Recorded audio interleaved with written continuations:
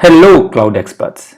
So let us understand how we are moving from localized IT infrastructure to globalized cloud infrastructure.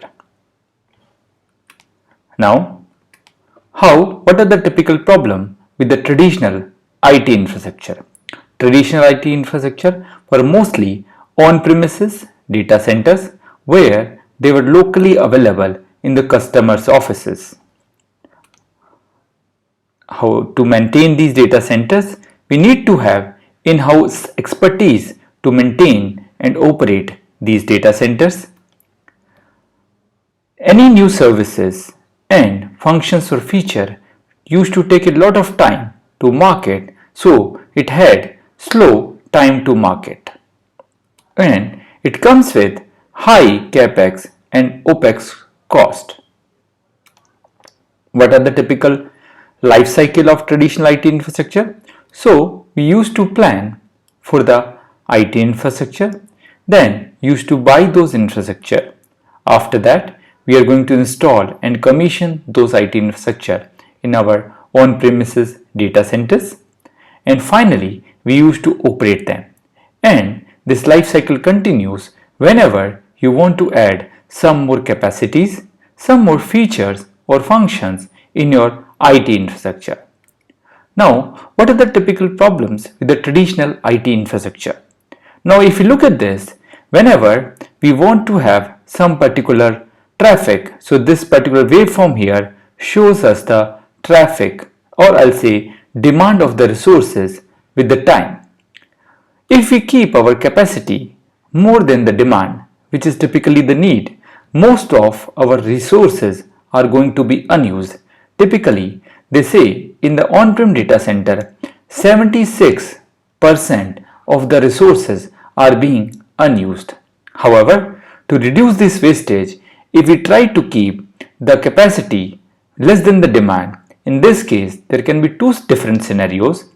Either we lose revenues because our capacity is not able to meet the demand, so we lose the revenue part of it, or if customers are not happy with the services where they are not able to get the required capacities, the users will leave the system, and finally you're going to lose the users as well.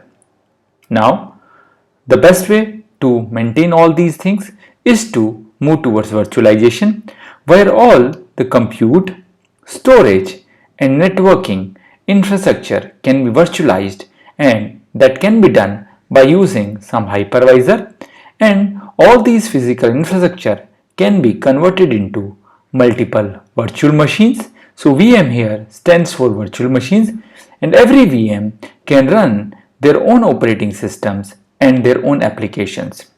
Also, virtualization gives us flexibility to increase or decrease the capacities of our virtual machines.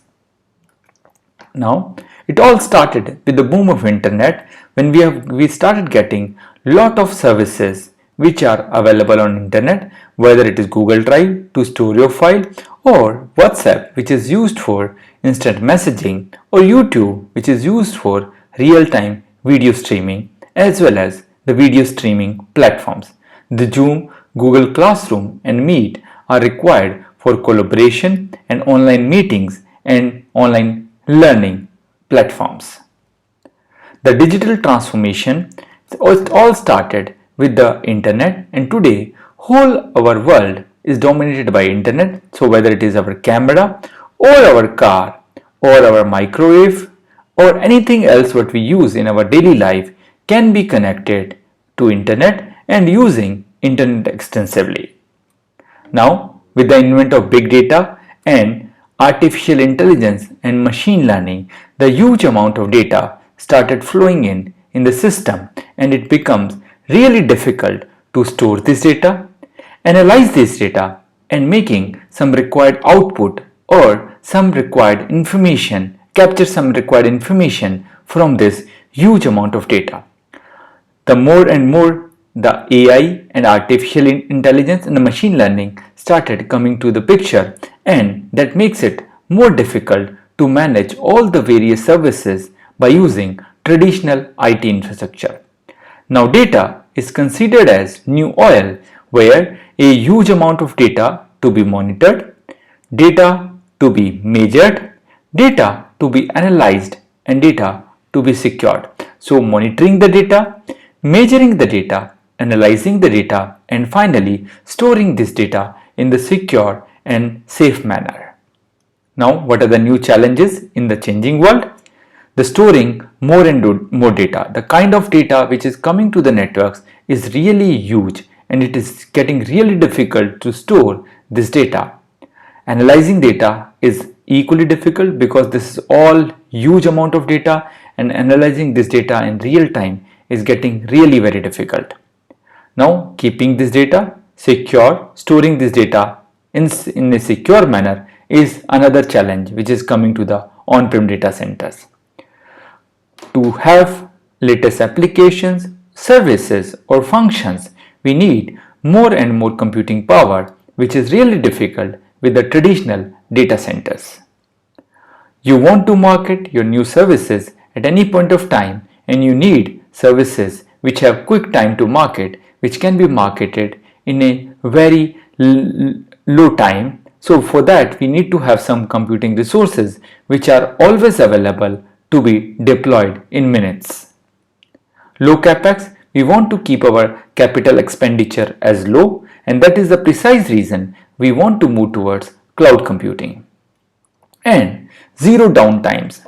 The traditional IT infrastructure can also have a longer downtime sometimes because all your hardware is deployed locally and you may not have the sufficient expertise to maintain the equipments, and sometimes it can create the bigger downtimes. However, the cloud, which is a global infrastructure, you always have the disaster recovery or load balancing, or I'll say high availability kind of scenario where your downtime can be reduced drastically. Now, bringing in data centers, the data centers, or I'll say cloud computing, is basically a collection of data centers, and every data center is a collection of huge computers or servers which will have almost infinite capacities. What are the leading service providers, cloud service providers? So some of the leading cloud service providers are AWS, which is Amazon Web Services, the Azure, which is a Microsoft company, Google Cloud, and Alibaba. However, we need to have a quick pace of innovation, so we should have the services which are having quick time to market. We should have disruptive technology. The new function and feature should be introduced with lot of new technology advancements so they can be deployed quickly in the market. Changes in user behavior. The user behavior is changing like anything, and we need to have new functions and feature to adapt to those changes in the user behavior.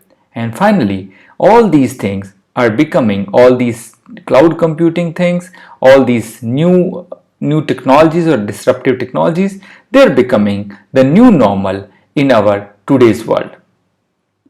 Thank you very much for being in this session. Look forward to see you in the future session.